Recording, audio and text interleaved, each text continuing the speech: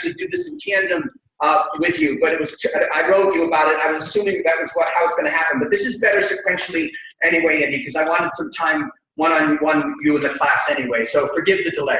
Okay? That's fine. Okay, great. So Andy, just to give a little bit of a preamble here. First of all, welcome to the class, and thanks for your time in joining us today. We're really thrilled and privileged to have you. One of the things, just to kind of frame this, what we're studying in this class is, for lack of a better description, Andy, and you will ultimately help us probably further define this description. But from lack of a better description, we're studying anthropocentric communications. Okay, what we are calling here humanistic communications, and we're developing research and we're developing research and pilots in which we begin to practice here what we're all learning, studying, and researching towards the end of developing communication in turn towards a good anthropocene. All right? And essentially what, no surprise to you, sort of one of the core sort of principles of our methodologies is that for too long, just like the various disciplines, in which the social sciences and natural sciences are implicated in the study of climate science, we focus mostly on climate science, but really only as, sort of a metaphor really for the sustainability challenges before us in general. But what we seek to do is develop communication strategies that allow us basically to set into motion communications which break this seemingly irreconcilable divide sometimes between nature and society, right? And toward that end, we seek to leverage opportunities in the sustainability challenge before us for not only economic growth, but also growth for us spiritually and physically, and recovery, rescue, rehabilitation, and resurrection on multiple planes, socially, culturally, religion, etc. So what we're not really focused on at all is addressing climate change as a category full or by itself. We don't mess around much with sort of communicating the core scientific raw data, except insofar as that data integrates and speak to values which will be key to activate in order to address the global environmental challenges before us. And your work, I consider to be an absolute exemplar, and your efforts and what you talk about and what you're committed to, I consider to be a perfect sort of embodiment and exemplar of what we call here humanistic communications, which we are seeking, as I said, to scale. Towards that end, we are applying these methodologies to specific projects which you're aware of, many of which you're aware of already, but I'll review here with the IPCC, the UNFCCC, WRI, NRDC, and so on. And so on. And we'll be continuing to do that on an ongoing basis with also the business sector, sports sector, et cetera, to essentially reach out to different stakeholders and sort of engage them in a debate, engage them in communications on climate science, which actually are not driven by climate science at all, and not even driven by climate catastrophe, but in the end, focus less on the message of climate and more on actually addressing solutions, facilitating solutions, and being an upstream communication partner and making sure that solutions take place. As an example of that, we consider in this class, for example, a communication strategy which might help facilitate family planning, in the Philippines, as much a climate communication as a climate communication that might be based on the latest findings of the IPCC report, right?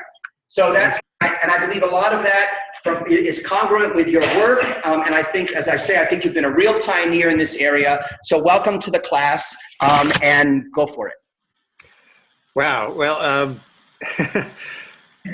that's a pretty sophisticated game plan you have. Now, I'm not going to say push back a little bit, but the scope of the science really is important in the sense of framing. All the communication efforts have to be framed around what the science actually tells us.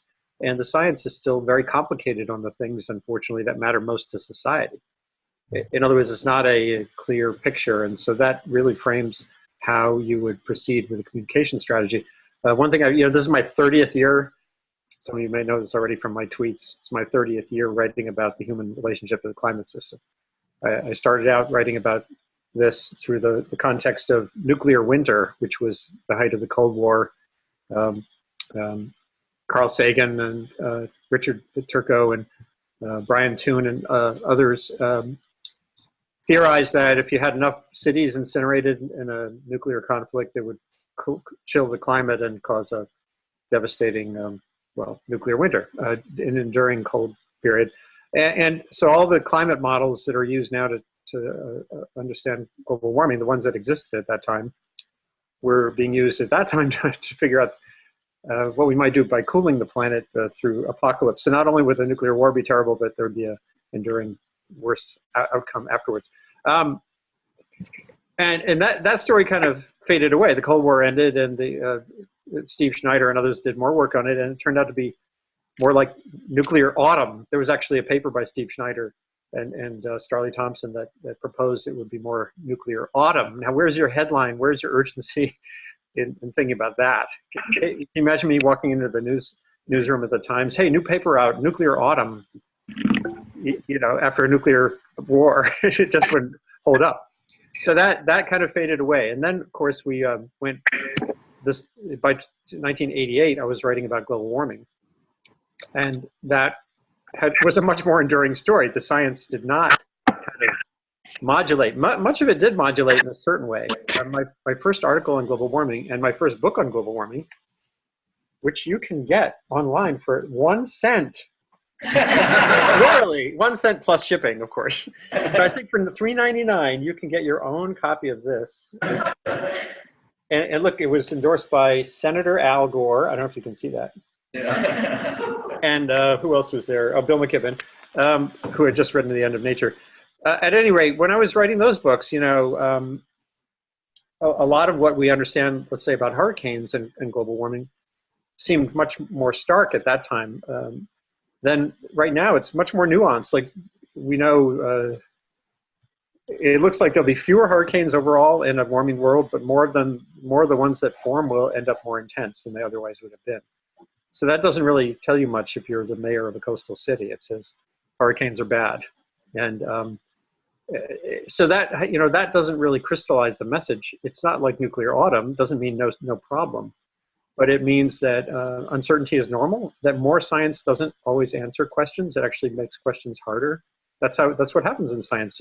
Someone has a caricatured idea, and then the acid bath of science nibbles away at the soft tissue, and what's left is the new paradigm, which is the paradigm of the basic concept of global warming is undiminished. More greenhouse gases, warming world, warmer world, less ice, higher seas, and lots of climate change at different levels, regional levels. But the things that matter most to society, the pace of sea level rise, is more uncertain now than it was when I wrote this book in 1992. It's hard. These are hard problems. And so that kind of, then you take that and say, okay, this gets back to what you were hearing about Nordhaus and Stern. And it becomes a question of how do you characterize and respond to uncertainty. Given what we know and given the timescales of this issue, you end up with those big debates about the discount rate and that you heard about earlier. And that's an area where, to my mind, no one is really right. There's so much value judgment that goes into how you set a discount rate that it really is, there's no bedrock there. There's no, it comes to how much you value the future versus the present. And that usually is a function of how poor you are. When you're richer, you can value the future more because you can actually think about the future. When you're poor, you're thinking about today. And so when India is arguing with the United States about its responsibility to respond to global warming, India is coming from the standpoint of a country that has a 1.9 ton per person per year carbon footprint compared to your and my carbon footprint average of 17. So they're saying we need more carbon, we need more energy by any means. Now there'll be plenty of chunks of India that will never be on the conventional grid, but for the urban poor there, having electricity, reliable electricity supporting economic growth is more important than worrying about climate change, which is on longer time scales. When India has a drought or a flood right now, the chances of greenhouse effect being involved are high, but the chances of it being significant are low, meaning on any particular storm or drought or monsoon, no one really still knows what's going to happen with the monsoon in a warming climate. That's another example of what I was saying earlier about the things that are most consequential or at least certain. So in India, basically, it's about poverty alleviation, and for the Indian government, that's about more energy. And they're going to deploy a lot of renewables and stuff, but they're also going to burn a lot of coal. So this gets back to the ugly reality that the science that matters most to the public, most to societies, is still the murkiest. And that means you'll always get these disparate views of how to respond and the kinds of value you put on the future versus the present. And by the way, the other factor is, again, and I wrote about this extensively in 2007, there's the question of how much the rich countries that exist today do to mitigate risks that are mostly going to be affecting the poorer countries of the world. We did a series in the Times in 2007 called The Climate Divide, which is very easy to Google for, which gets into the reality that when you have wealth and technology, you can go a long way toward buttressing yourself from the impacts of climate change and or climate extremes generally, whatever is driving them. Crop insurance it's a very simple example. It's an economic example. Our farmers have access to crop insurance in a way that will guarantee they won't go out of business or starve in a bad year. That's not true in sub-Saharan Africa, big chunks of it. So I've been writing about this stuff now for, well, as I said, 30 years, global warming for more than 25 years. And there's another factor here that I hadn't really considered adequately. And this gets at what you're all focusing on in communication, which is the climate inside our brains. There are a number of people at Yale who really work on this, and some of you probably study with them, whether it's Tony Leiseritz's crew or Dan Kahane, they're kind of like at different ends of how you dig in on this question. And, if I had my career to start over again, I would have, I spent the first from 1988 until 2006, I pretty much just wrote about climate as kind of a biogeophysical thing with some technical, issues like what do you do with nuclear power? How do you make solar panels better? But it was only from 2006 on that I really started digging in on the behavioral science aspects of this. And that, as some of you may have heard me say, that's the scariest science of all. Like our inconvenient mind, it was the one part that wasn't in Al Gore's documentary. It was about that stuff. It's not all Exxon's fault.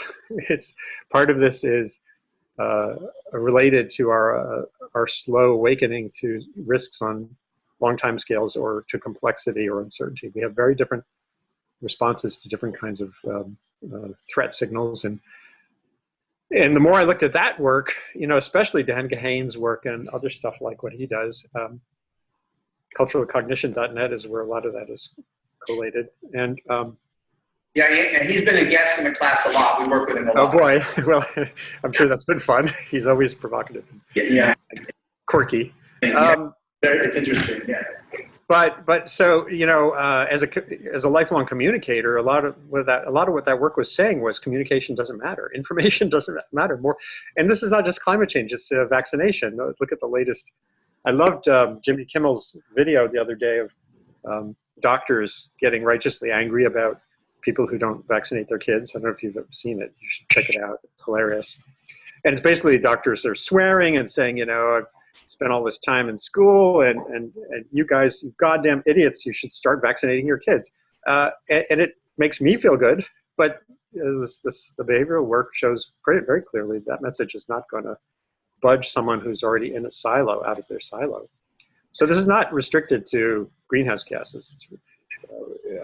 There's really troubling stuff for a communicator is like, well, okay, so, I got to this point where I, think about the next 20 or so years of my career. I'm pushing 60 almost, and how do I spend my remaining years on Earth if communication doesn't matter, if information doesn't matter? And of course it does still, it matters a lot. And it's just a matter of, you have to understand that context or you'll just be banging heads against walls for years to come. And there, so what I've been trying to do is focus on, well, looking at this, these paradoxes we're surrounded with, how do you get traction? How do you make progress? And I've done all kinds of writing the last couple of years. It's kind of laid out an architecture for when you have these targets that are implicitly impossible, like 350 or 80 by 2050, you know, reducing greenhouse gas emissions in rich countries 80% by 2050. No one, I see lots of examples on paper of how you could do that, but I don't see anyone doing that in a way that I could see playing out in the real world that you and I know. Many of those presumptions rely on a lot of carbon capture and storage, which the world is completely uninvested in terms of actually driving that technology forward.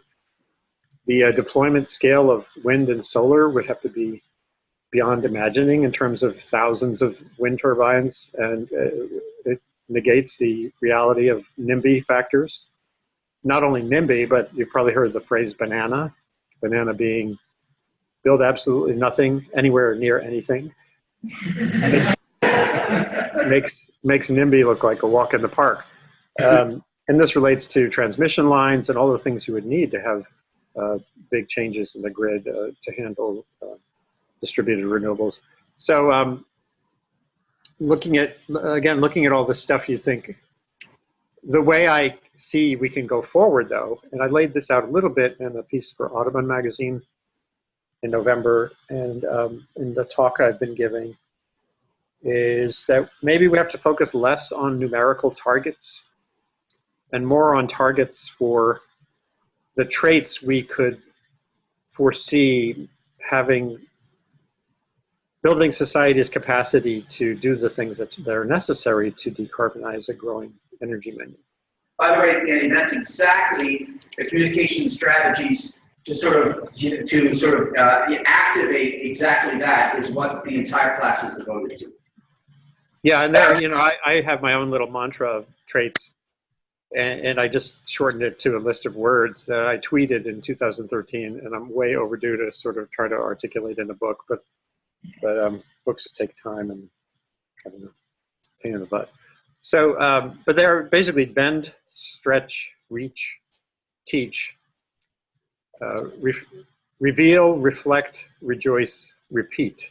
And you don't have to write them all down. Just search for bend, stretch, and Revkin, and you can find stuff I've written about it. But and they're just little emblems, so you could come up with your own list of words. Bend is resilience, but it's not just resilience in structures, like making New York City more resilient to surges. It's resilience in lives.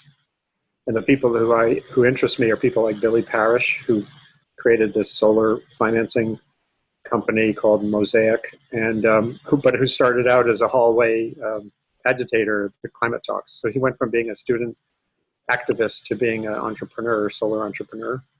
And it's this great, you know, I love to see people have a life trajectory like that. It's kind of like a salmon swimming up a river and getting stuck in some rocks and then finding another way forward. So that's the kind of bend I mean. Stretch is innovation, you know, the capacity to innovate. And unfortunately, that's one we've really fallen down on. I think I could show you, I'm going to show you, I think I can share screen. So hold on a second. By the way, while I'm pulling up something here, if you have any questions right now, fire away. Let me show you something. Okay. You're all stunned silence. Yeah, that's either bad or really good. I'll say something. So Andy, one of the things that, you know, it's not that we're backing away from the science at all in the class, but what we are doing is backing away from the need to convince people of the certainty of the science, even so-called consensus amongst the science, in order basically to engage and activate people, you know, in actions, strategies, you know, and solutions that would benefit climate and benefit us all. That's the difference. Yeah, I hear you. Well, and again, there's so much that can be done there. Now, I don't know what you're seeing. You're probably seeing like a big, weird mashup. Let me see if you can you, what do you see right now on your screen? Yeah, there we got it. What does it look like? Trends in non-defense. Yeah. So when I talk about stretch, you know, stretch is the capacity to innovate. Innovation, that we think of innovation as like a company coming up with a new LED light bulb, but then when you trace that back, most of that comes from basic science. And this is a chart of a half century, well, more than a half century of basic science investment in the United States by government. And remember, pretty much only government now does this. Industry invests once they think they have a winner. They don't do the long stuff, the long scale stuff. So here, the left of the screen is the space race, 1950s. Sputnik went up, we went, oh shit. And yellow is the space race. So that's like, it got up to about $30 billion a year to get to the moon in constant dollars. Then the war on cancer is blue. That's the purple or blue. That's, that got up to like 30 or 40 billion a year. So 30 or 40 billion a year seems to be kind of like, that shows that we are interested in something. And the green ribbon you see there is energy investment. Science is related to energy. And it's been a Republican and Democrat, a bipartisan slumber party on energy science, except in that one little bit during the oil crisis in the 1970s. And you look at remember the big stimulus package during the recession? You can see it there. See, whoa, we got really interested. And then whoops, now it's gone away. So that says to me, we're not remotely engaged on facilitating the culture of innovation and energy sciences that we would need if we really cared about this stuff. And by the way, this shows you that whole graph, everything you see there is the red in this graph. And the gray in this graph is defense science. That's not building tanks, that's basic science related to, advancing military technology.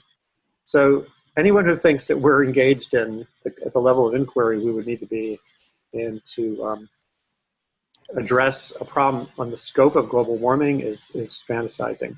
And by the way, the OECD countries curve is about the same. It's not like a unique American slumber party. I wrote about this. The IPCC didn't even mention this, and it was deeply, deeply buried in their latest report, this underinvestment in basic science and that matters to energy. And I wrote a piece chiding them for doing that because, again, if you're seriously trying to reflect the impediments to action on global warming, this is one you have to talk about along with whatever else. And it's just been underemphasized by everybody for years, and it drives me a little bit crazy. It's not on its own, it will not solve the problem, but without doing this, you're not going to solve the problem. Another one is reach. Reach is connectivity. This gets to your whole communication mantra there. There's so many ways to use communication technologies that aren't about messaging.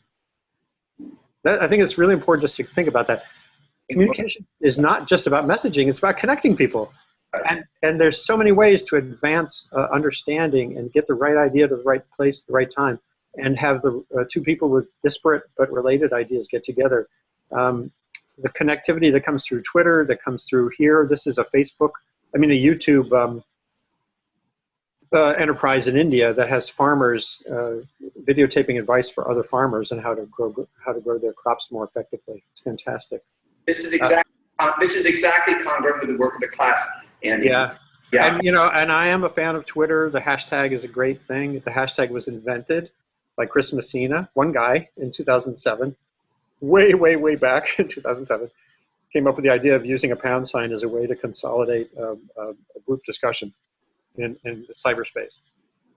And it got used, and it cuts through the noise. So, everything on Twitter is mostly Justin Bieber and whatever, all that stuff. But then there are ways through all of that to find the signal. And whether you're, here's just some hashtags that I follow: environmental education, AgChat is agricultural innovation, EdTech is technology in the classroom, Faceblog is my blogging course, WJChat is web journalism. I encourage you all to check that one out.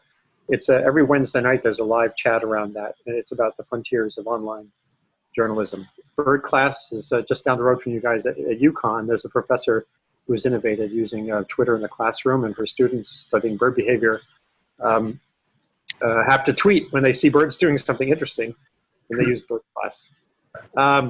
Facebook is mostly, whatever. But here's, you probably can't see this, it's a little hard to see. But it was a student in Nova Scotia, in Halifax, an art student, undergrad, came up with this really clever piece of art that looks like a Facebook conversation, but it's a bunch of endangered species talking to each other. And it got forwarded and liked and favorited thousands of times. It was connected to a World Wildlife Fund education campaign on endangered species. And you can find it on my blog. If you just search for Facebook and species and Revkin, you could probably find what I wrote about it. And it shows you that even a student in Halifax, Nova Scotia, as an art project, could actually influence thousands of people just with a clever piece of art. Teach is you know, we all know that we need more education, better education, blah, blah, blah. But it's like, what do you teach? What do you teach? You have to, there's so many new things that people have to learn from an early age now. One is how do you find quality information? You know, there's too much information. So what can we adopt in curricula for elementary school upward that gets kids the capacity to understand what's real? And that's really important. It's very different than just sort of STEM. This is a class, a wonderful, wonderful example. The Bronx High School of Energy and Technology and Energy. They do a field trip every year to their boiler room. These are students learning from the custodian about how the school works as a system. And I wish every school in this country, you don't need a bus budget, you don't need permission slips. You just need the intent to look at the school as a system. Go down to the boiler room, look at how much oil you spend. You do this at Yale tomorrow, you know, where does the energy come from there? So that's a wonderful innovation that I'm trying to do what I can to see if it could spread. So that's, I'm going to skip one there. Reveal, transparency is reveal. You know, there's so much. Well, this is what Greenpeace just did with Willie Soon's financial backing. This is what Greenpeace has done with Kit Kat bars and where the palm oil came from, which they did a very effective program. Hold on 1 second, I've got to get it. Hold on.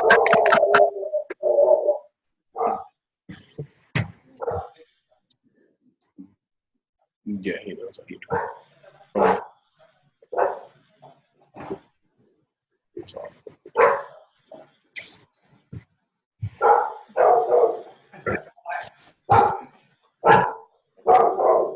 Sorry. Maybe you'll meet Mickey in a minute. He's a beagle. He has a very loud voice for a small dog. Can you hear me okay? He'll come in a second. Mickey. So anyway, reveal, transparency has never been more possible. And there's so many levels of this. Greg Asner is a scientist for the Carnegie Institution who's done incredible work in rainforest areas. This is Peru, where they've done overflights of areas where there's illegal gold mining is just ravaging rivers and forests. And that's another kind of transparency that we've seen at different levels. I just wrote about this a couple of days ago in Mexican waters in the Gulf of California, where fishing boats are intruding into a refuge created for the vaquita, the little porpoise there that's down to its last 100 or so members.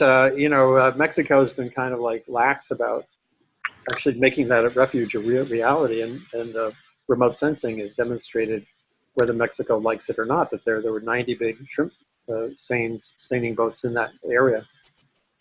So that's reveal. Reveal is also like using the right wavelength of light when you're trying to say something.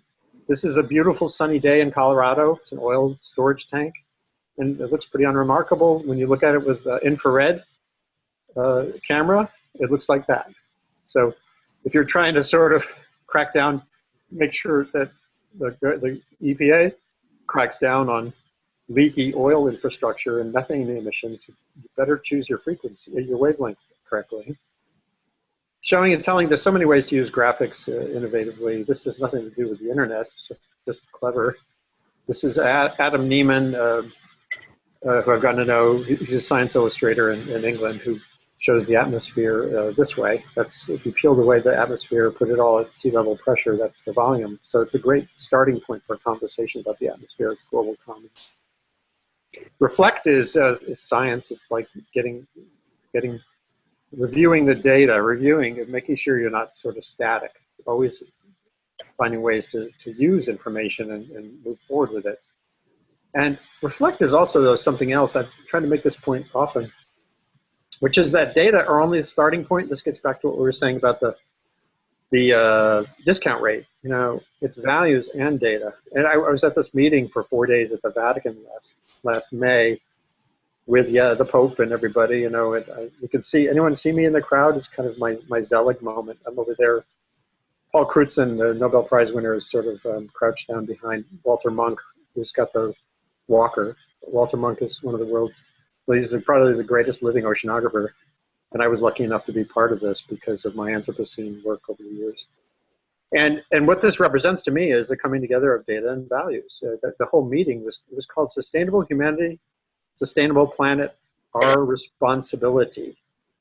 And that says a lot because it's the values that shape how we respond, along with our psychology, how we respond to risks and opportunities and obligations. Rejoice is that, you know, making sure we maintain the capacity to actually enjoy nature. There's so many things to be done there. That's just my son a few years ago, 10 years ago, in the redwood groves in California. And this is, I don't know if you can hear this, but this was in Beijing. I found this, I was there for a meeting on the Anthropocene, and found this little fitness park right in the middle of a giant residential complex, and you could see people dancing, and you know, it shows you that you can have functional, aesthetic, and beautiful landscapes in the middle of a giant city. I think it gives you lots of prospects for optimism. And then you know, we have to remember that the first Earth Day, I don't know if you met, I don't know how many of you, well, I know Paul was alive. There might be one or two other people in the room. Listen, this was the lead to the Times story about the first Earth Day. Huge, light-hearted throngs ambled down autoless streets here yesterday as the city heeded Earth Day's call for a regeneration of a polluted environment by celebrating an exuberant rite of spring. I mean, there's not a woe is me, shame on you element in that line. And it's important to remember that 1970, that same year, Richard Nixon, of all people, gave the greenest speech ever given by any president. I dare anyone to find one greener. If you look at his State of the Union address in 1970, it's on YouTube. It'd be something that'd be really interesting to watch. The transcript is out there too. He talks about how it's everyone's obligation, how it's going to cost money, and it was Richard Nixon. You know, he created the EPA. So there can be a politics that is built around these issues. Very different context. So climate is so much harder than smog, but at least it conveys the idea that it doesn't always have to be a finger-pointing exercise. And there was some of that last September in the Climate Summit March, I mean the Climate March as well. And the repeat is the hardest thing of all. That's the one I have the hardest time with. That's the discipline to never get comfortable. One thing I've learned, and I try to, whether you're in communication or whether you're extracting oil or gas from the ground or whether you're running an airline, what they call best practices is not a static set of numbers. It's a culture. And it's a culture of never getting too comfortable and always thinking there's got to be a better way to do this. And you know, that's what's kept me doing what I do. 30 years and counting. You know, I'm trying always recognizing new information. Well, what can I do with my skill sets to make a difference? And that's hopefully what you'll all be doing going forward in your careers. So yeah, the discipline to keep at it is the really hard thing. I love this little clip. Library of Congress has lots of great little public domain film clips and things. So I'll probably leave it at that. And there are other words. You know, it's like I said, that those words are not sufficient. Grieve is definitely something we have to do. I mean, we're losing stuff. We're losing. I had to write an obituary for a species back in 2006, the Vaigi. I hope I don't have to write about the vaquitas extinction, but it's a very similar circumstance. It probably is doomed. So we have to have room for that too. Hope, I think we have to have room for as well. There's lots of reasons to be optimistic. You look at the turnaround, the Hudson River. This was the Hudson River in the 1800s when Atlantic sturgeon were piled like cordwood, and they were called Albany beef. And you can see that graph showing what we did with our overfishing. And now there's a ban on fishing these fish. But then I shot this video on the Clearwater a couple of years ago, 4 or 5 years ago. That's a baby Atlantic sturgeon. that came up in there saying, and that's a big one that's me helping to, this was a tagging project. And so they're coming back in the Hudson. There is prospect for change. And it's not easy, but it's doable. So maybe I'll hold off there. I see someone else has popped up on the screen. Great, thank you very much, Andy. So, yeah. Oh, and yes, and you can sing. That's my other, that's another way I do this. There I am with Pete Seeger several years back. Thank you. Oh, no, thank you. Yeah.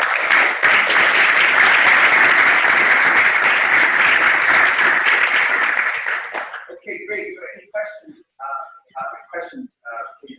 And by the way, Andy, as I anticipated, there's enormous relevance for your work is enormously relevant with the classes work and my own work. And I think, by the way, I have absolutely no trouble with repeating myself, just for the record. But I think that a lot of the projects actually speak to communication applications whereby we might enable people to breathe together, act together, feel relief in each other's company, support each other in resilience, adaptation, communication, collaboration, cooperation, etc. And what we're focusing on is communications that help essentially depolarize, sort of the crises and create a kind of community. And toward that end, we focus on a lot of upstream communications, which is ways that ultimately we can help facilitate different stakeholders in communicating with each other so that, in fact, communication becomes a structural partner, not just a talking points partner after the fact, but a structural partner in actually positioning us, sort of beyond the Anthropocene, as you might put it. And a lot of these projects are focused exactly, on that objective. So with that in mind, what I'd love to, we have a few minutes. Any questions for Andy? And I was also thinking that the governor's climate or state energy project group, which is a project specifically devoted to, in fact, enabling participating governors to repeat themselves and share and best practices. I was wondering if you had any questions in particular as hailing from that project for Andy and what he just shared, and if not, any of the other groups. But it would be good if you particularly bring to Andy questions as it relates to each of your communication projects that you're involved in. But let that just be a framework. Of course, you're on your own. Okay, questions? Since keep them up the microphone, it would be better since it's all set up. If you don't mind, maybe?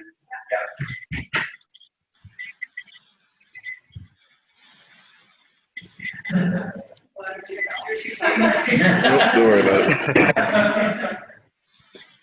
Hi, Andy, thanks very much. Can you hear me okay? Yeah, the closer you get to the microphone, the better it'll be, I think. Okay, it's a little short for me, sorry. My name is Maggie Thomas. I'm a second year MEM student here at Forestry. Thanks very much for your talk. Earlier on, you said that something Paul wrote up on the board, science that is the most relevant to society is also the most uncertain. And I think that's kind of an interesting concept, thinking about how the scientific method works, in that the scientific method, you're trying to disprove, you're never trying to prove. And so in science, there's all this inherent uncertainty, and scientists are really uncomfortable with uncertainty. I mean, they report their values with standard errors attached to it. But when you're communicating climate change, people don't want to hear about the uncertainty. You can't write, you can't produce an article that has standard error associated with it. And so I'm wondering if you can kind of talk about uncertainty and how you integrate that and communicate that. Well, I think the first thing you do is you have to be honest about it. So I think there was a little bit of a rush toward this idea that that everything is sewed up.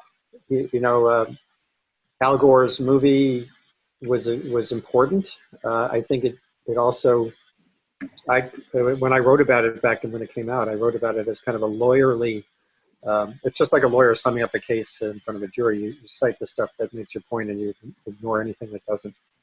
And I can understand, it was a polemic. And in that sense, I think it clearly had value, but it also polarized things in ways that were frustrating. But what I want to, I mean, it's kind of a paradox, because if you're honest, truly, if you're really careful about the science, it makes it a much harder message to act, given what we know about human nature. You know, I've been punished by climate campaigners for really hewing to what the science says and doesn't say about things like extreme events. Some are pretty clear cut, like heat waves. Others are totally not, like flooding, and to some extent drought even, as opposed to heat. So it's like, and I'm kind of like, my role, part of my role is to be the, to reality check stuff on both sides. This gets to the other, you know, the fossil fuel interests have always overplayed the economic costs of climate change, or the same certainty, faux certainty that some activists have said on the other side. And again, as I said, I don't know what the answer is. You know, if I was an activist, and I see myself as kind of an activist in the sense of my activism is to try to clarify what we know, don't know, what we can learn, what science can offer, and then what science leaves to us in the values arena. That's my activism. Others have different paths on this issue, and I can't say that if I were in their shoes, I wouldn't gloss over some of these things as well. It's kind of like, so I can't answer your question easily, except to say that I think if you're pushing for action and you have the harder job, and clearly trying to decarbonize the economy is harder than trying to sustain the economy we know. If you embellish or oversimplify the others, you're basically handing the other side ammunition to use against you. Oh, look, they're hyping. And so, but again, I'm not sure what the right answer is, except I think in the end, reality matters. So again, I haven't answered your question because I don't know what the answer is. And I think, Maggie, I think a lot of that also, the degree to which you might either leverage, exploit, or minimize or maximize uncertainty is probably directly connected, as well as we're exploring together, the genre of narrative ultimately that you're investing in as your mode of communication. So an advocacy narrative, you know, versus an ethics narrative versus a science narrative, you know, versus a social justice narrative, ultimately we have a different relationship in how you strategically deploy the scientific information and the degree to which that priority is instrumental to the messaging that is endemic to that particular narrative. Well, by the way, on that point, I want to add something if I can. Yeah, sure. You mentioned family planning in the Philippines. Yeah. Now, anyone who is pursuing that outcome in a climate context who is not saying that the prime value is reducing the vulnerable population in the way of extreme events is missing an opportunity. If somehow that's about reducing emissions, like, you know, fewer people equals fewer emissions, that's not what Philippine family planning is about. What people don't seem to realize often is that the biggest driver of vulnerability to extreme climate events in poor places is not climate change. And this is true in sub-Saharan Africa, it's true in the Philippines and similar places. It's poverty and numbers of people. And like Tacloban, that community and that city in the Philippines that was so badly hammered. Can you hear me, by the way? Yeah. Things have frozen on my end. That Tacloban, the population in that town quadrupled since 1970. So if that same event had happened 40 years earlier, it would have been 1/4 as much of an impact. And most of the people who moved there are living in vulnerable places and low floodplains. So I, you know, family planning, and I've written about this in the context of sub-Saharan Africa. The main benefit is not, oh, there'll be fewer Africans burning fossil fuels. It's that there'll be fewer people, there'll be communities that are less poor, women who are less worried about how to feed their kids in places that are vulnerable to drought and flood and all these other impacts. Right. That's exactly, thank you, Andy. That's exactly the kind of work we hope to be doing and aspire to. Yes. Hi, Andy. I'm Leah Revkin. I'm a first-year Master's in Environmental Management student here, and thank you for retweeting some of our YPCC tweets. You're doing? Oh, hear me? I'm having a hard time hearing you. Could you just say that again? Well, actually, you know what? I think it's because the microphone I'm listening to is on the computer, not. So if someone can kind of repeat it right into the computer, that would be way easier. Yeah, go up to it. Yeah, that's probably the best bet. Because it's very echoey and kind of like, you know. Is this any better? Yes. Okay, great. I'm Leah Lupkin. I'm a first year here at the School of Forestry. Wanted to thank you for retweeting some of our YPCCC tweets that we're hard at work at. My question is that we've been talking a lot about how to create narratives that appeal to more conservative values, either here in the US or abroad. So I was wondering if you have examples of narratives or stories that you've told that you have found successful in a conversation with more. Sorry. Yes, there's a couple of things, and actually one of them was revealed by the work there by the work at the Tony Mickey. Meet him. Come on, Mickey. Mickey, come here. Come here. Tony, the Six Americas work shows you, and I could show you this. Sorry, hold on. That behind the big dispute over global warming, that climate disputes essentially hide a lot of energy agreement. Let me actually, you know what? I'll tweet it or something. So you get the. Ian? I'm sorry. Hold on. Give me 1 second. Sorry. I want to see him. Yeah, hold on. Mickey. Yeah.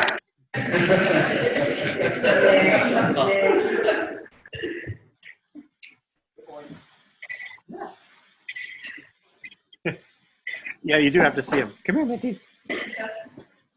Good boy. Hold on. I'll introduce you to Mickey, and then we'll run. Mickey. Well, maybe I won't. Mickey.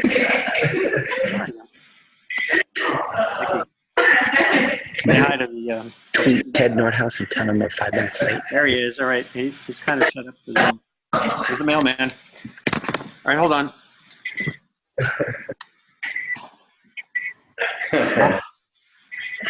Yeah, I wrote a piece that you could Google for it. It's Energy Agreement Hidden by Climate Disputes.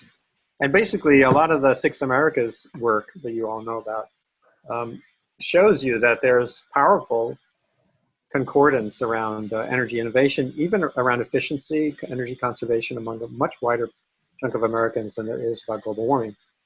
So if you come into a room and you want action on energy efficiency, does this mean don't mention global warming? I don't know. It depends on the audience. Maybe so. It means, you know, keep your eye on the prize. What's the prize? Using less energy and finding cleaner sources for it. If that's your goal, then focus on that, and you can probably find a broader base of support than just saying you're a global warming denier. How can I convince you? That's not going to work. It's like what I said about Jimmy Kimmel's vaccine video. I loved it. Made me laugh out loud. I tweeted about it, but in the tweet I pointed to a study that Chris Mooney had written about, showing that more information just makes, contrary information makes people who resist vaccines even more resistant. So you know, you got to understand that. Well, I'll give you one more example. And this is from the vulnerability reduction arena. Libertarians hate subsidies, right? We all know that. I mean, conservatives and libertarians don't like people to get something free.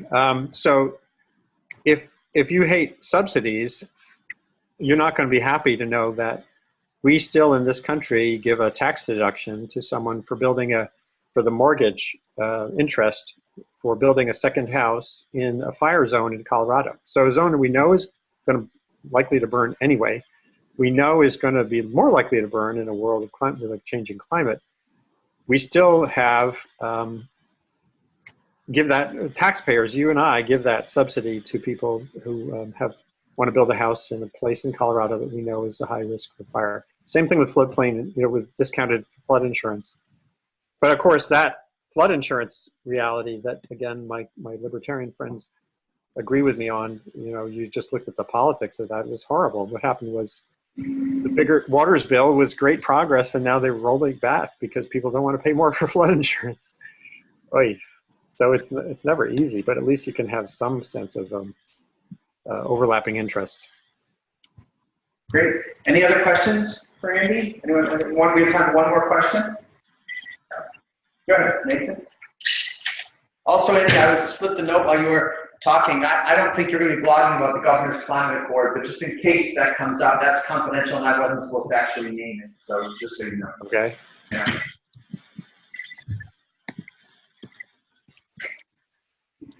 Hey, how's it going, Andy? This is Nathan Bourne. I'm a first-year Master's of Divinity student at Yale Divinity School. And so I'm interested in I'm doing a project working with congregations of diverse religious backgrounds, trying to figure out how to get climate change to resonate with these communities. And as I look back at that list of key concepts, talk about things like bend, stretch, reach, reveal. These aren't always things that, being an institution with thousands of years kind of tradition that's standing on, do very well. In communicating to these institutions that can be very mired in these sort of traditions, and they can be very slow moving towards change. What are some of the things that help them to come to these points where they can bend, can stretch, can reach out a little bit?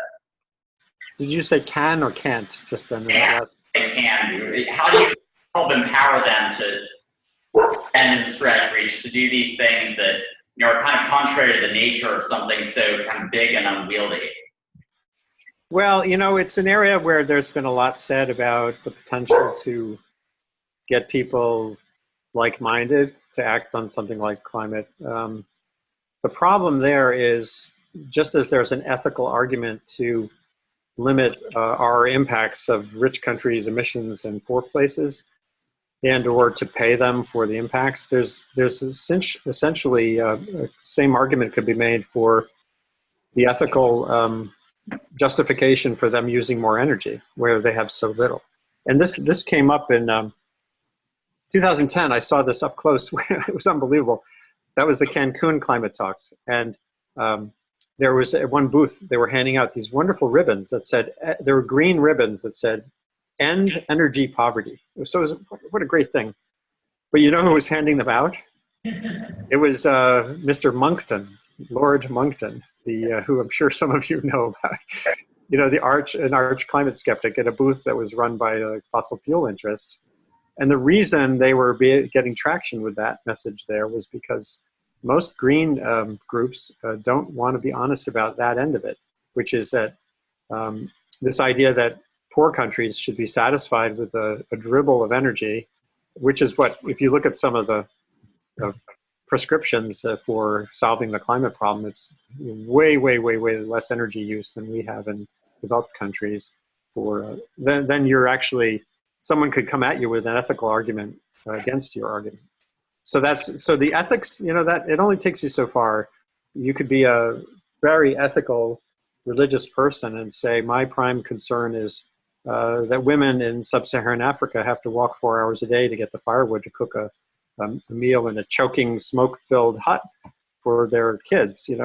That's my ethical concern, not climate change.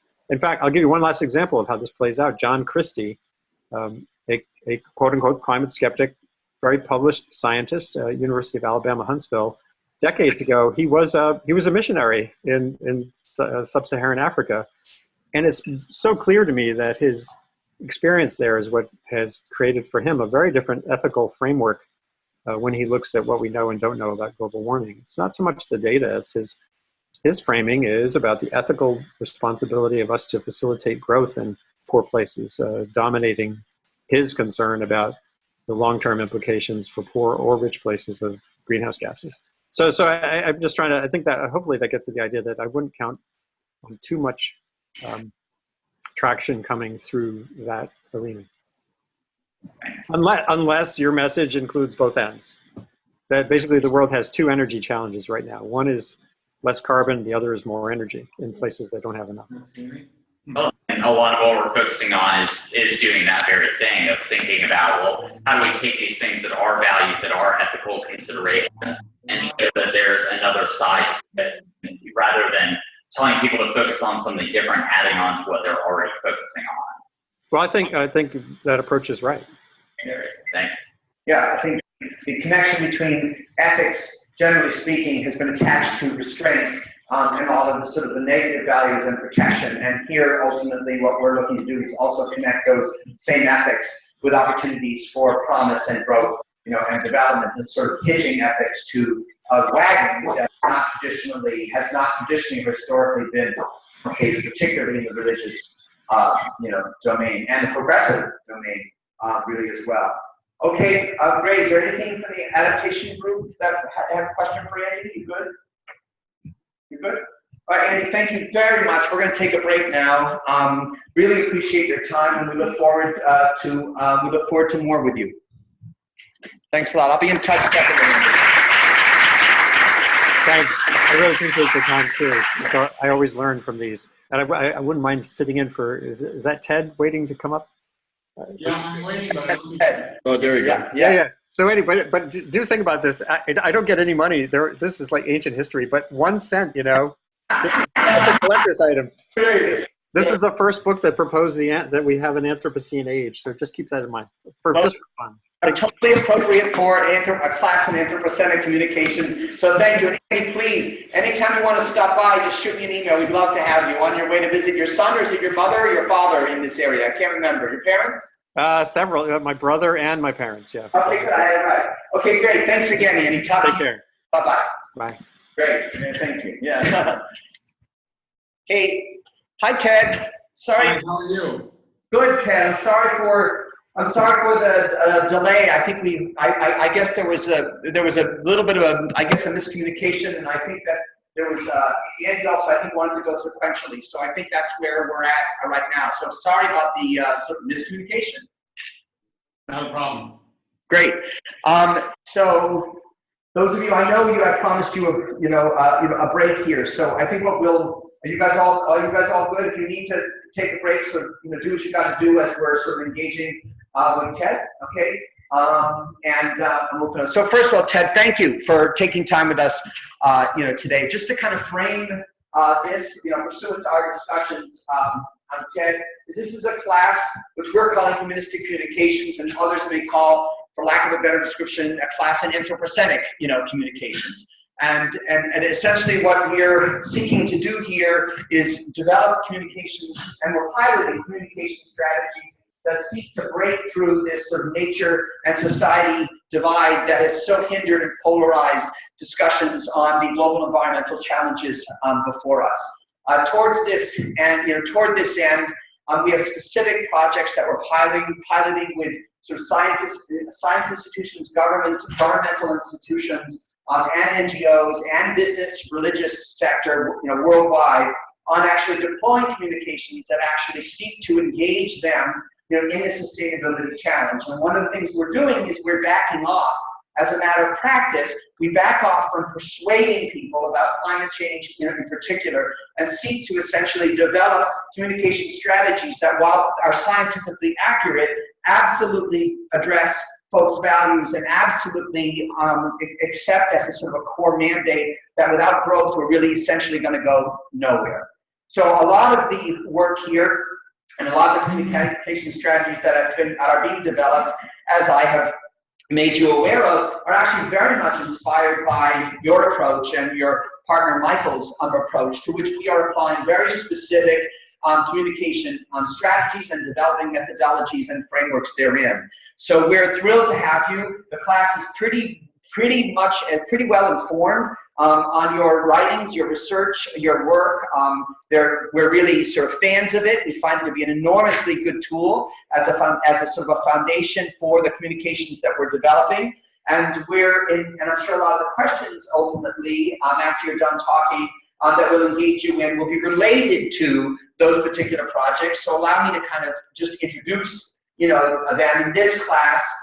We have a project with the IPCC where we're essentially developing sort of a humanistic communications project, which is going to be piloted with the IPCC, which I think you'll find is very sympathetic to your work and your sort of the eco-modernist paradigm, and also NGOs, World Resource Institute, and NRDC, who we think we're moving out of sort of the climate communication silos. Also the church group, the United Church of Christ, we have a project with in the religious sector, and also a project that is confidential, which is the pseudonym of which is the State Energy Project, which is essentially a coalition of governors, a bipartisan coalition of governors for the sharing of best practices and information as regards the implementation of renewable energy protocols. And also a project with the UNFCCC on essentially communicating resilience and adaptation. All of these projects, we are essentially leading not with climate, but leading with values-relevant, culture-relevant projects upon which sustainability and climate science can essentially piggyback. So for us, for example, a communication around family planning, where upstream we're actually facilitating communications with people in the Philippines, let's say, around family planning,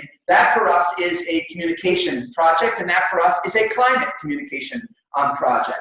So that's kind of to give you sort of the intro as to what we're about and what we're at, and we're thrilled to have you, and the floor is yours. Thanks, Paul. Thanks for having me. I think what I'm going to try to do is just offer some thoughts on, sort of a framework for thinking about, really how we think and talk about climate change, and some of the ways in which the way that issue has been defined and framed has really contributed in significant ways to the kind of current very high levels of polarization we see around the issue, and then talk about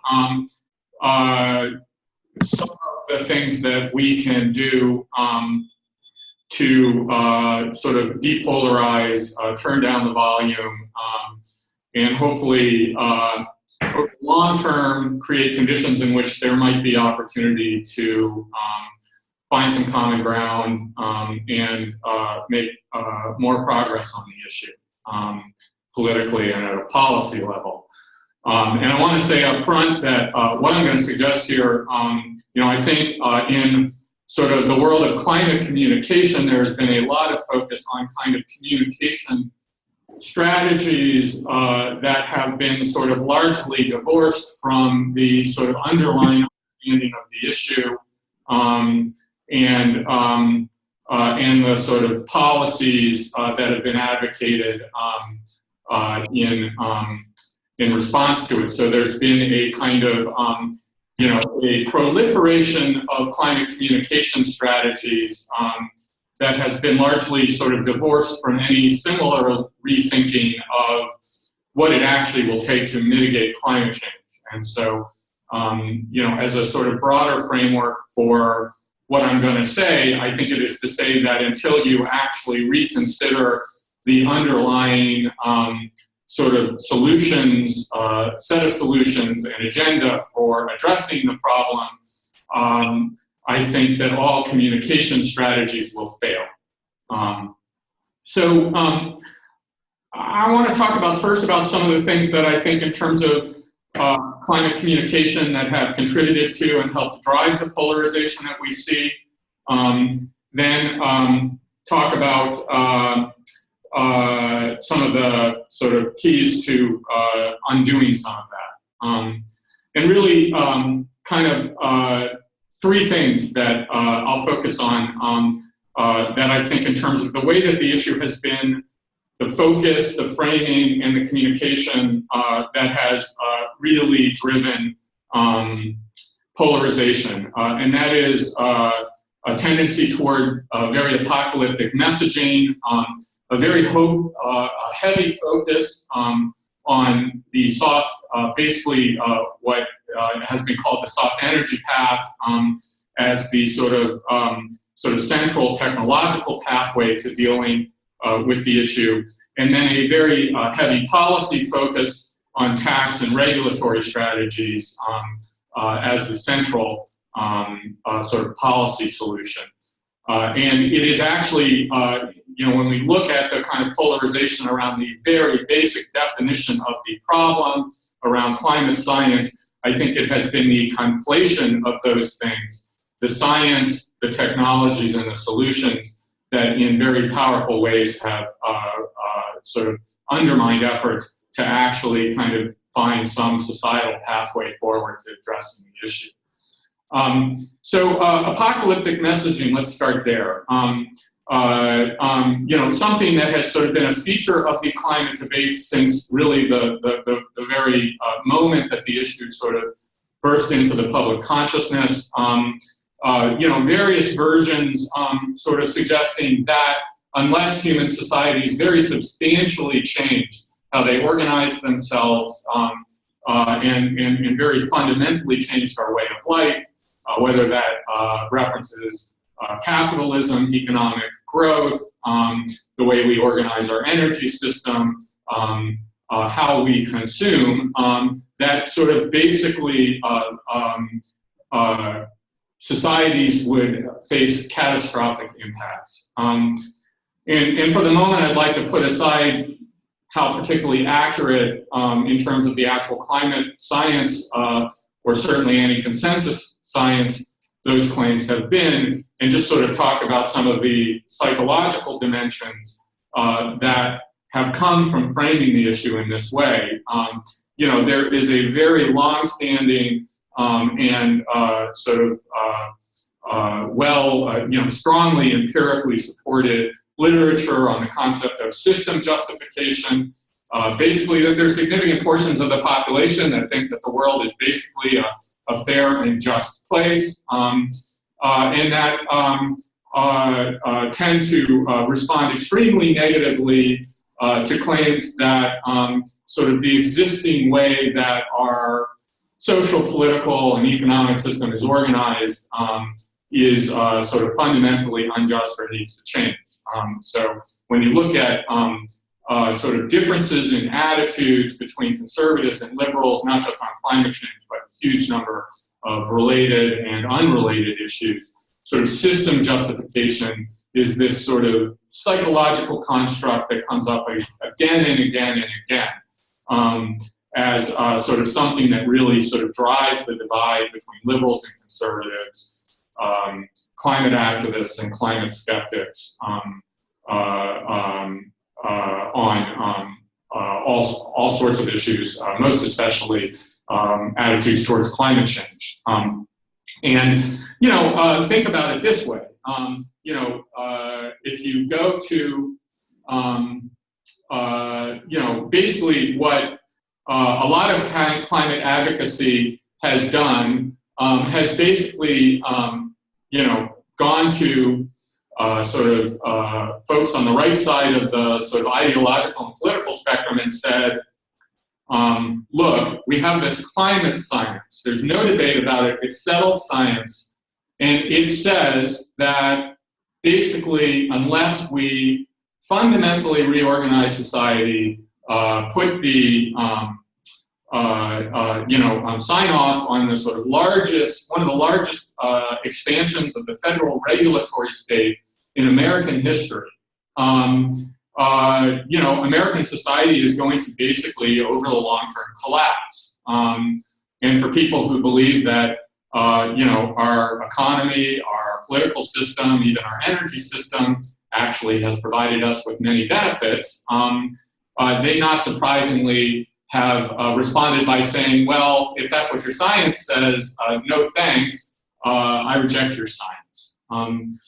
And I think we've seen the impacts of that over several decades now, and it has not gotten us sort of closer to a any kind of social or political consensus to do something about climate change. So the second sort of driver of polarization in this discourse is the soft energy path. Sort of an idea that was sort of codified by Amory Lovins in the late 70s in a very famous article in Foreign Affairs, but that really sort of picked up a set of themes that really kind of are developed in the 60s and early 70s. Basically the idea that we can kind of power the American economy and ultimately the global economy with small-scale, decentralized, renewable energy systems. and that by reducing, sort of dramatically reducing energy consumption through energy efficiency and through reining in our profligate consumption, together with sort of harmonizing our energy system with nature through sort of solar, wind, other technologies, renewable technologies, that this was sort of the path, and notably this is before anyone really was thinking about climate change. But this is sort of basic idea has been at the core of kind of really every environmental energy proposal that has followed over the last 40 years. I mean, you really cannot find any major environmental NGO, or even, for the most part, sort of small ones, sort of proposing clean energy futures that are not centrally organized around solar, wind, biomass, and renewables. And, you know, this, of course, and I won't get too much into the technical specifics of it. There's a bunch of problems with it, but it has been, you know, basically predicated on really a radical remaking of the U.S. and global energy systems through fairly far-reaching policy mechanisms, both regulatory measures and subsidy measures. And again, you know, not surprisingly, sort of many people who you know, hold a variety of different views on the environment, energy, the economy, have sort of found that to be not a particularly compelling path to reducing emissions or remaking the economy. The final thing is just a very heavy tax and regulatory focus, which not surprisingly is sort of tapped into a very long-standing debate between liberals and conservatives going back to, you know, really the very earliest years of the Republic, on the role of government in society and in the economy. So you put those three things together, and it's sort of not surprising that we've seen growing polarization, and that we're not actually having a debate in this country about the best way to solve the climate problem, but rather we're having a debate about whether there is a problem at all. So I'll make a couple of observations about sort of further observations about why that's been so problematic. The first is that, you know, I'll point out that the solutions that are actually mostly proposed to deal with the problem in this current climate discourse are sort of completely mismatched to the advocacy, the kinds of solutions that are being advocated. You know, to date, there's really actually very little evidence that, you know, even very far-reaching efforts to deploy wind and solar energy have actually displaced fossil energy at significant scale to date. When you really look at, you know, whether it's Germany, California, elsewhere, you know, we do have cases where economies have significantly reduced their emissions, but renewable energy deployment has not been, in most cases, a significant driver of that.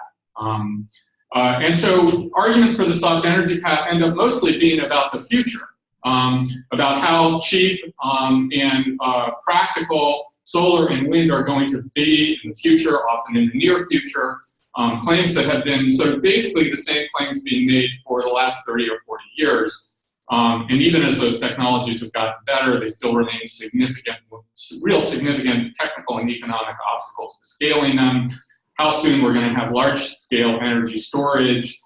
And for the moment, at least, I want to not kind of suggest that, okay, well, it's just not impossible, it can never happen. It might happen, we might get there, but it is just worth noting that, you know, for all the urgency in the kind of concern about mitigating emissions, most of the talk about the technological solutions is about solutions that may not be ready yet to displace fossil energy at scale, but will someday soon. So on the one hand, you have a very urgent sort of description of the problem, and then we're sort of talking in this very sort of futuristic language about how soon these new technologies are going to remake the world. And then finally, similarly, around pricing and regulatory solutions, they are just ultimately gradualist solutions. Really little evidence to date that either pricing or carbon caps have been able to much accelerate the rate of decarbonization beyond the BAU rates that we would expect to see where those policies have been implemented. So again, once again, both in sort of the pricing and regulatory solutions, sort of gradual, and the sort of soft energy proposals, you know, very kind of what are really ultimately gradualist solutions being proposed in response to a problem framing that sort of suggests that a much more urgent action. Just to sort of anyone paying much attention, those strategies are actually pretty inconsistent with the view that climate change represents a planetary emergency, not what you would do if it was really like an asteroid headed towards the planet, which is the language that's often used to describe the problem. Let me then sort of suggest what I think, sort of following from that basic analysis, what I would argue are some of the keys to actually depolarizing that debate. The first is that I think we should actually, climate advocates have tended to sort of attack what some people call lukewarmism. But I think in a bunch of ways, lukewarmism can be our friend. That actually recognizing and stressing the uncertainty in the problem, its long-term nature, and really sort of framing climate action around no-regret strategies that deliver more tangible and immediate benefits that the public is strongly supportive of as they accelerate decarbonization, I think is a lot less likely, puts us in much better position to sort of broaden the coalition of both interests and sort of folks across the ideological spectrum willing to kind of consider that we might want to do something to address the issue. I think the second thing is that we need to offer a much broader range of energy system and technology pathways, ones that don't require a kind of dramatic transformation of the existing socio-technological system. That includes nuclear energy, natural gas, and hydro, large-scale hydropower, all of which are basically pretty plug-and-play with the existing economic and energy system. They don't require you to completely remake the energy system to achieve significant rates of decarbonization. And in fact, when you look at where major economies historically have achieved rates of decarbonization consistent with significant climate mitigation, it has been through nuclear, natural gas, and hydro, not through the kinds of soft energy solutions that have really dominated environmental solutions. And I think the sort of further technologies, less perhaps plug and play, but also similarly sort of broadening the options, both in terms of communicating what to do about the problem and actually solving it, both carbon capture, air capture, and geoengineering solutions.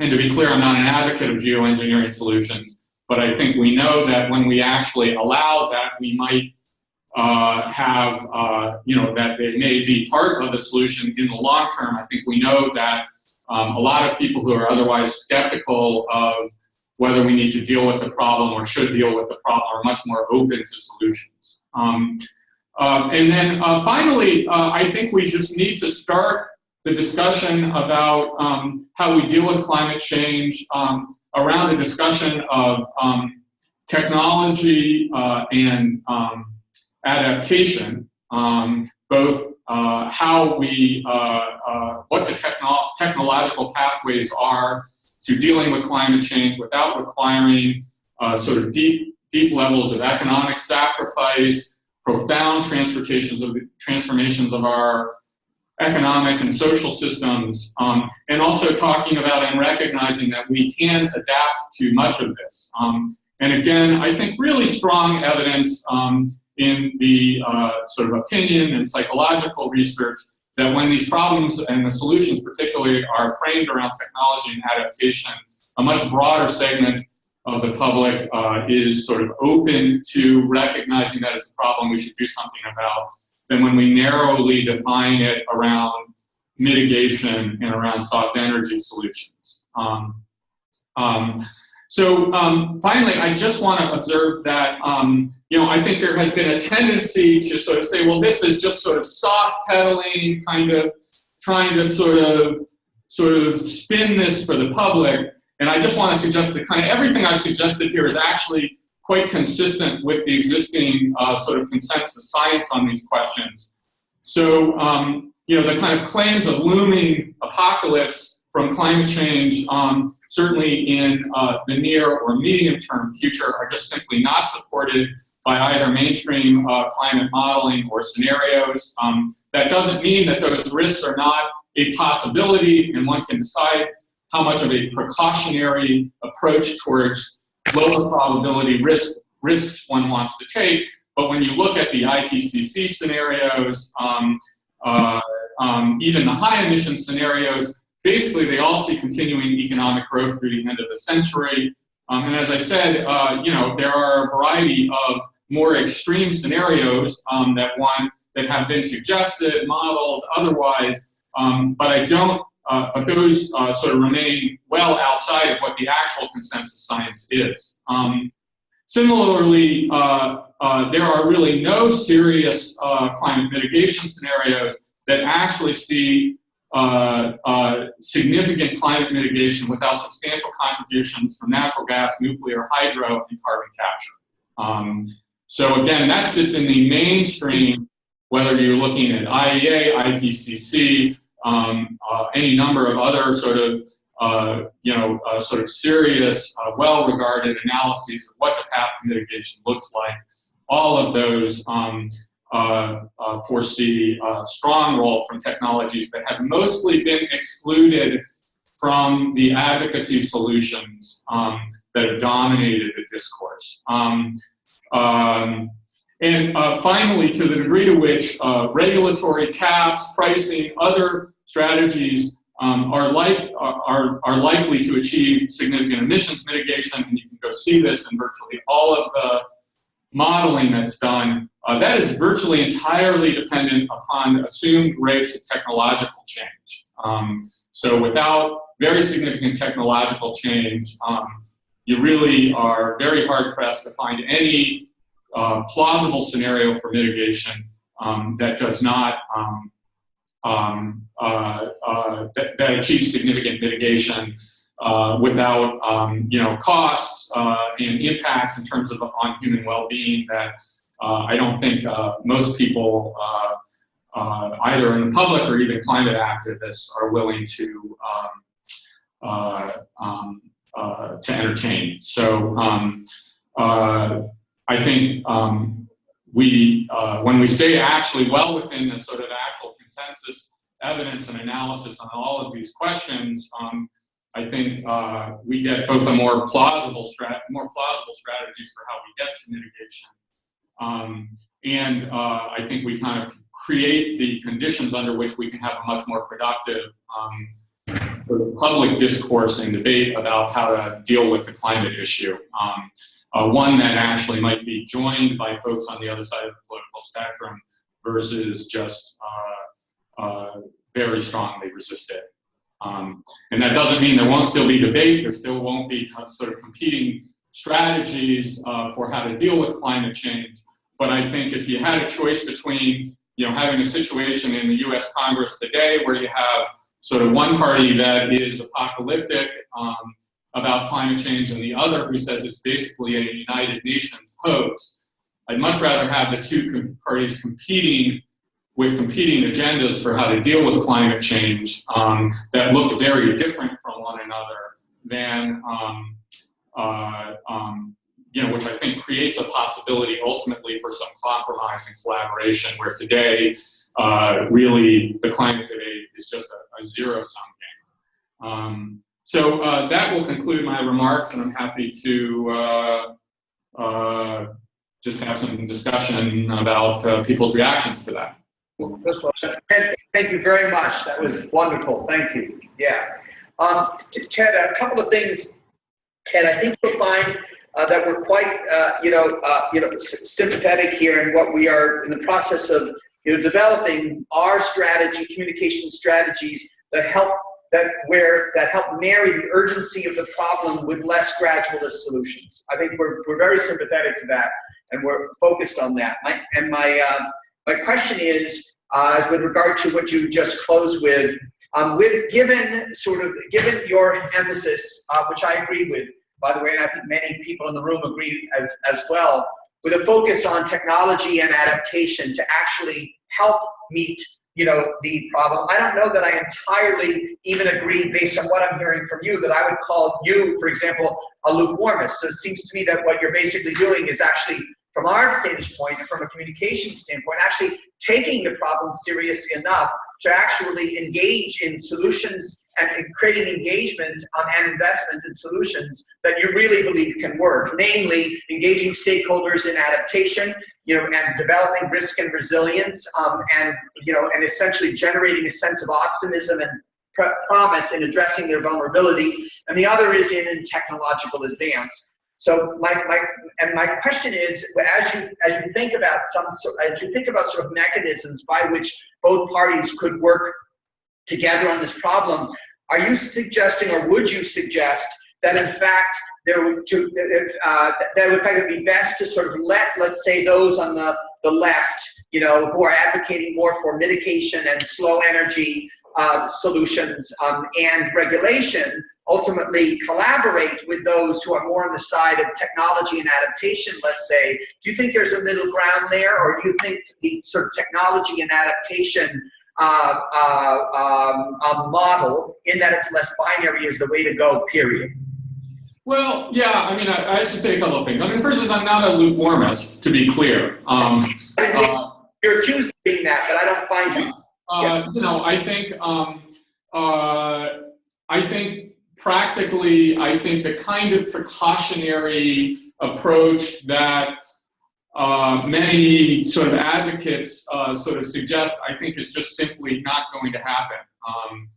Because, as Andy mentioned earlier, there are real trade-offs. And I think, a world in which we have 2 billion people who have no access to modern energy whatsoever, in which we have many billions more who need to consume more, not less. I think the idea that Bangladeshis are going to sort of forego development today out of concern that worsening storms and floods will be an increasing problem over the next 50 years is extremely unlikely. I think you develop your energy system and your economy and try to raise your incomes as best you can, and you'll take your chances with climate change in the future. But that said, I think there's very sort of serious, potentially, there's risk of very significant catastrophic impacts, which is why we should do everything that we can,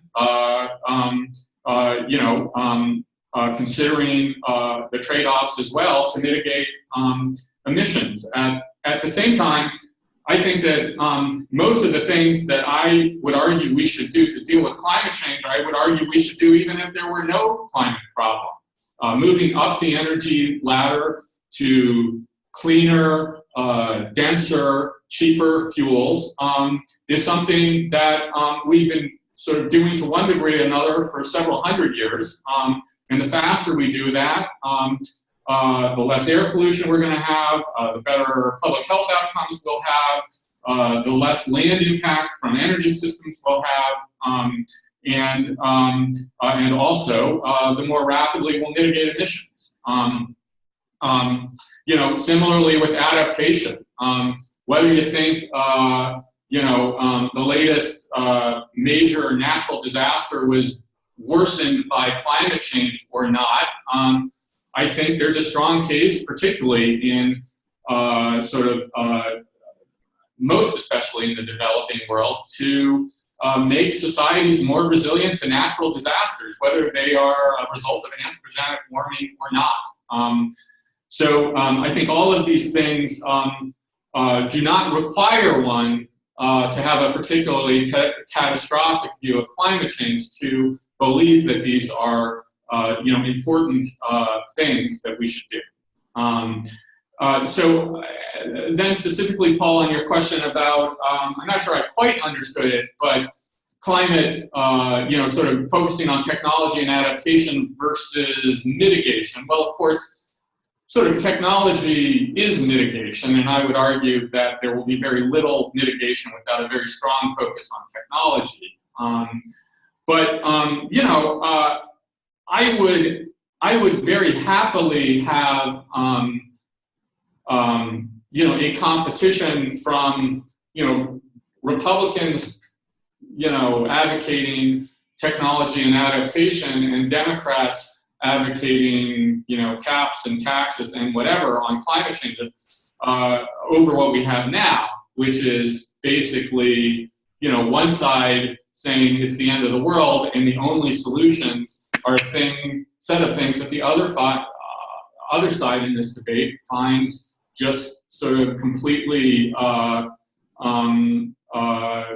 complete non-starters.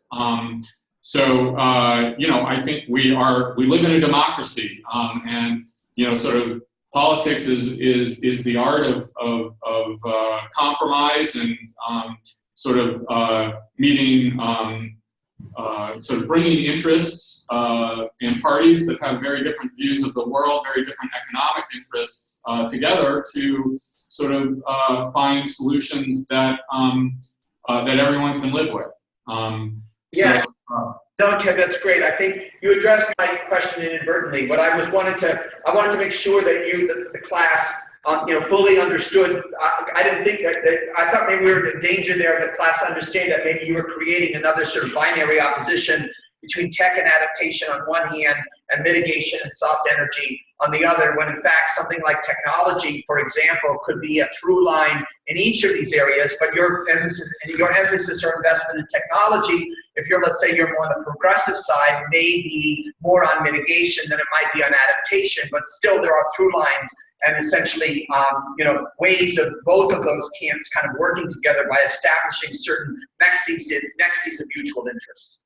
Yeah, absolutely. And I would just observe that the two things are mutually reinforcing, that we actually tend to solve and successfully regulate environmental problems when we have good technological options to deal with those problems.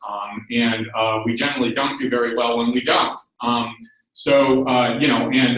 It is obviously sort of, a lot of folks don't like to kind of acknowledge it, but even if you look at the recent kind of clean power proposal from Obama, I mean, it's really clear that the fact that we have an enormous amount of cheap natural gas right now literally is what made the policies that the president and his administration proposed plausible. I mean, you can even just go look at the sort of, they're using a combined cycle natural gas plant as the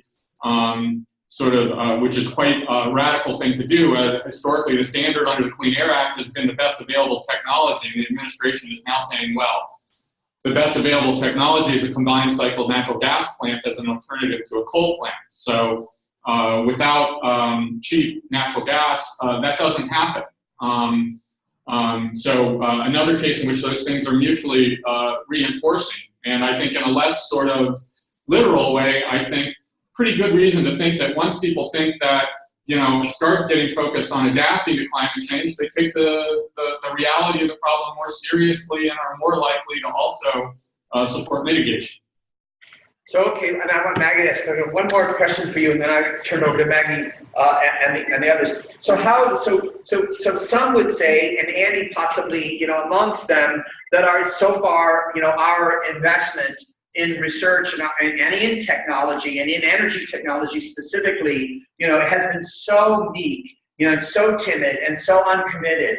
a reliance upon technology is actually every bit as implausible as a reliance on mitigation or soft energy, simply because the investment infrastructure isn't there. So my question to you is, do you agree with that, and how do you suggest, and this is very, very, I have a personal investment in this because of the communication strategies that we would like to aim and vet towards that end, and the coalition building and the conversations among stakeholders that we would like to facilitate toward that end. How do we do that, Ted? Yeah, I mean, I guess I would observe a couple of things. The first is, I think we do need better technologies. I think we actually have a lot of technologies that actually have a proven track record of very significantly and rapidly reducing emissions that we don't talk about. If you really look historically, and we've sort of run the numbers on historical, looking at major economies that have achieved rates of decarbonization that even begin to approach those consistent with the levels of climate mitigation that that we talk about, that would be necessary to achieve significant climate mitigation. You look at the places that have done that, and the way they've done that is with nuclear, hydro, and switching from coal to natural gas. Actually, I think we support a bunch of R&D and kind of continuing improvement of those technologies to make them cheaper, safer, better going forward. But like I said, if it was like an asteroid, if we thought about climate change was like an asteroid that was going to hit the planet in 10 or 20 years, we'd stop talking about getting markets to fix the problem. We would stop talking about sort of how solar panels are just getting cheaper and cheaper, and we do what has historically worked. We go build nuclear power plants, which is what France did, and entirely or very nearly decarbonize its entire electrical system.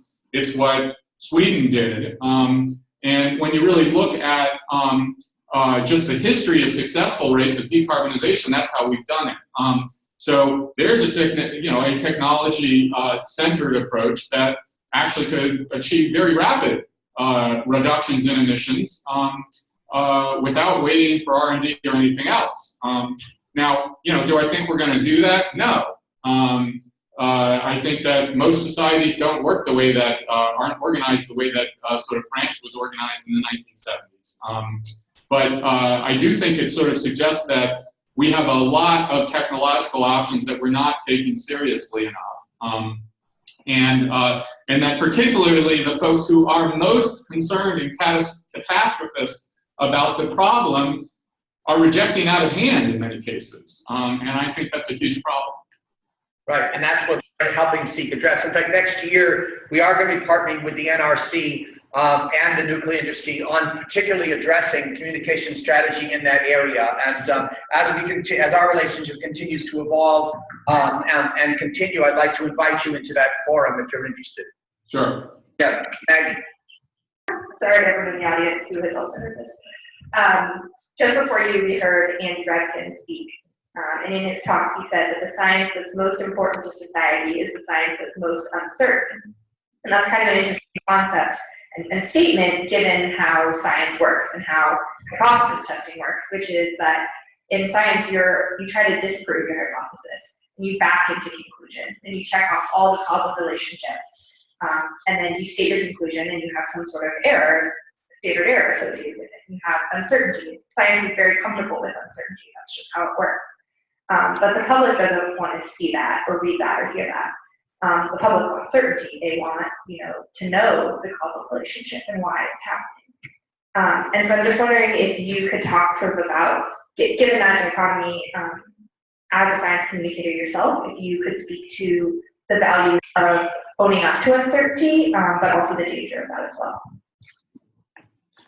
Yeah, I mean, I think that there has been this idea in the advocacy community that if you acknowledge the uncertainty, that this would sort of undermine the urgency of taking action. I think that there's sort of multiple flaws in that thinking. one being that that if people just understood how serious the problem was, they would sort of sign off on very, very far-reaching sort of policies that have lots of impacts regionally, locally, economically, otherwise. And I just don't think there's much evidence to think that that's really how people work or how politics works. I think the second thing has just been an idea that if we communicated uncertainty and the fact that there's a lot we don't know, again sort of people will then not take the problem seriously. And again, I think that actually acknowledging uncertainty in the communication actually makes science communicators more credible. I think that that actually when people kind of, I think that the kind of really hardcore table pounding, this is a threat, we have to deal with it right now. I mean, I think that stuff tends to sort of work with people who are already convinced. But I don't think there's much evidence that it actually changes hearts and minds. And I think by contrast, I think when we kind of are actually conscious about kind of toning down our rhetoric, trying not to sort of overhype the claims, and actually sort of, because I think people actually end up feeling like they're being sort of rhetorically coerced.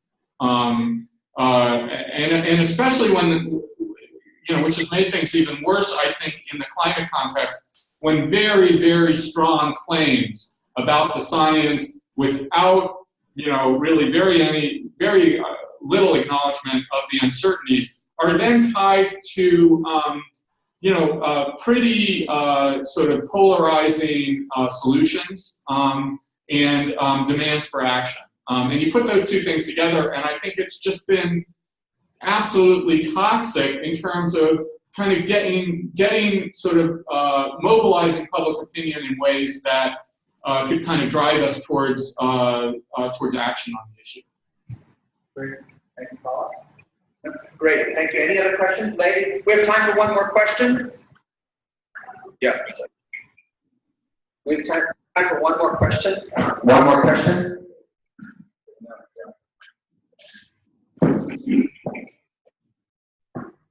Hi. Ooh, okay. Hi, I'm Leah Revkin. I'm a first year here at FES. Thank you so much for talking to us. I had a question about your vision. A lot of people talk about vision being needed to motivate people and create an alternative vision in the future. And you kind of said several things that sort of pointed to spelling out a vision that's drastically different from our current state could actually alienate people. So I'm wondering if you think it's important for us to spell out a vision of the future, both for ourselves, to motivate ourselves and also others, and so what your vision is. Yeah, a planet where 9 billion people can live secure and prosperous lives, on an ecologically vibrant planet. I mean, that seems like a pretty compelling vision to me. It's one that, again, I think doesn't require us to transform our societies so much as it requires us to transform our technologies, in ways that make our lives better. Clean, cheap, abundant energy, not only to power our existing energy needs, but there's actually a whole lot of ways in which energy can actually help save the environment. Whether it's making us less reliant on withdrawing water from rivers and aquifers, if we are going to, desalination is a thing that can have huge environmental benefits, but requires a lot of energy. So if you've got a lot of clean, cheap energy, you can desalinate. You can intensify agriculture even in greenhouses and more artificial environments with much lower land footprints, which would allow our forests to come back. So I think there's a whole different story about the role of energy, and particularly clean energy, abundant clean energy, that's really a story both about, you know, allowing billions of people right now who are just trapped in really, really sort of abject poverty to live much healthier and more fulfilling lives. And that's much better for the environment. And again, without us sort of getting into these profoundly kind of ideologically colored visions of sort of profoundly changing all of our social and economic arrangements. So, you know, I think vision is important, and I think the kind of vision that you offer can be sort of more or less polarizing. Great, thank you very much. Thank you, Leah. Thank you very much, Ted. This has been wonderful.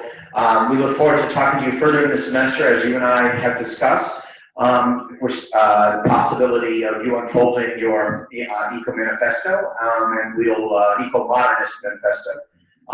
And whether or not that works or not, we look forward to an ongoing conversation and dialogue with you, and possibly partnership and collaboration with you on certain breakthrough communications. Great. Okay, thank you. Well, thanks for having me, and always good to be back at Yale, even if, virtually. Yeah, good to have you. Talk more soon. Thank you. Thanks. Bye-bye.